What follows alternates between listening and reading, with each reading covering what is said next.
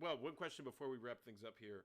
I wanted to talk a little bit about AEW's ranking system and how, you know, how, how do you feel about people debuting and getting put in the world title picture like Eddie Kingston within a few months, and having people that are up for a title shot in the rankings, and how do you kind of reconcile those two things where you can hire someone and push him to the moon real quick and put him in a world title picture, but at the same time you kind of want to respect the ranking system that you have, and shouldn't it always be based on the ranking system?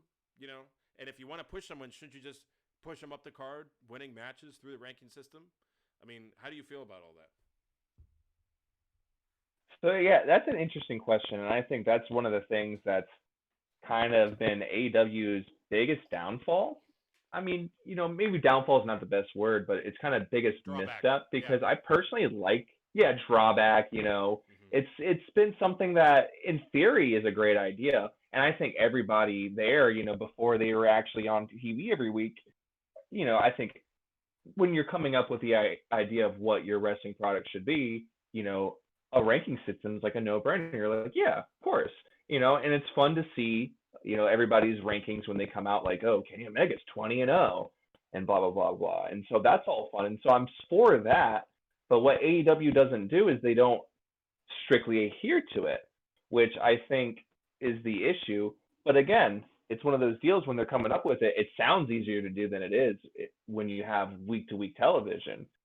Sometimes the rankings don't match up when you're trying to do it the most logical way, because the person with the most wins might not always be the person you're trying to push at that moment, just because of whatever reason, storyline, whatnot.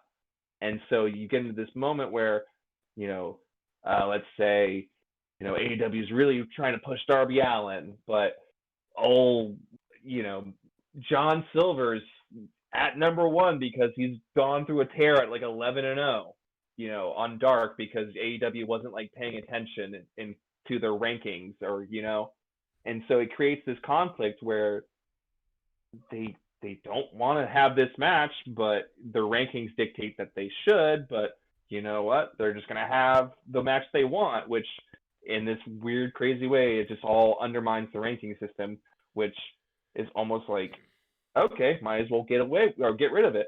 But then again, like I was saying with the Nyla Rose thing earlier, it does work in your favor sometimes, where sometimes you could just have matches based off the ranking system, which they do, but they also just undermine it a lot. So I don't know what the remedy is other than just to follow your ranking system and then make stories out of your rankings and just be a lot more mindful of who you have winning what matches. I mean, that's really that last thing. Mindful of who wins what matches. That's what really is the key to me here. I wrote down while you were talking. What I like about the ranking system is the fact that it forces you to book long term, because okay, we want to push everybody. Like, let's pretend everybody's at zero. Like, everybody debuted, everybody's at zero. So you can have a big meeting with everyone, and you just kind of book. Okay, this week you're going to win, then you're going to lose, but that means Darby and I don't know, Lance Archer. Okay, just to name two wrestlers. Okay, Darby versus Lance Archer. Okay, Darby's going to win one.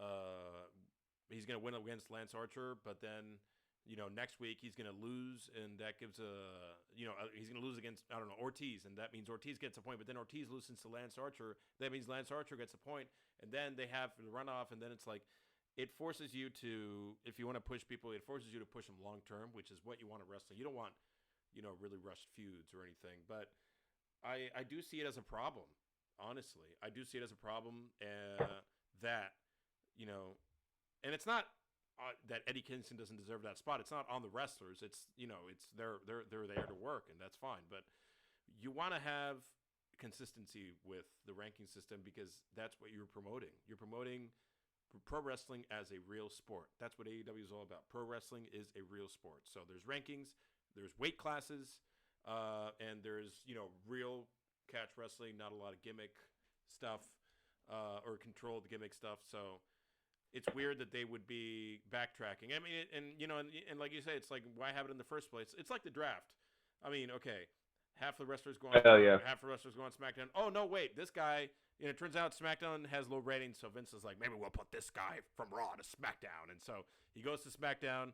But it was like, it's a Raw guy on SmackDown every 3 weeks, and it's like, why have a draft if you're just gonna shuffle people back and forth anyway? I mean, that's how I feel about the ranking. If you're not gonna really respect it very much, why have it? Why have it against just pushing people traditionally?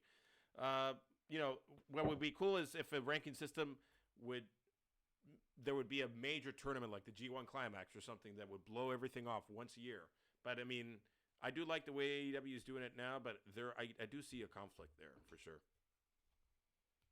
Yeah, and it really comes down to like a combination of like two things of like AEW doesn't necessarily know what it wants its identity to be sometimes. I feel like because like when it was being advertised before it became a thing, it was heavy like, oh yeah, we're gonna be like, it's the sports promotion, blah blah blah blah blah. But then also if you're advertising yourself as like a sports, more like serious sports centric like promotion, you maybe don't have as much as the gimmicky stuff as they do sometimes, like the Mimosa Mayhem match. That was fun, Mm-hmm. but that's not very, legitimately like a sports, thing. And so I think sometimes AEW runs into that issue where they're like, well, what do we want? Do we want to like, are we more traditionally like a wrestling promotion, or are we a sports promotion? What do we want? Can we have it both ways? And when you have it both ways, it undermines the ranking system. And the second issue, wrestling's just too organic, and the fan base, you never know who's going to catch on fire.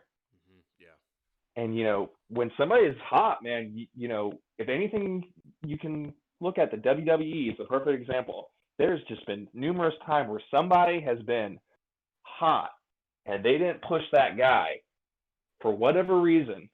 And then when they finally decided to, after months of just ignoring it, the push was too late because the crowd just like cooled off. And I think AEW is a little bit more aware of that, which is why the ranking system does get kind of ignored sometimes.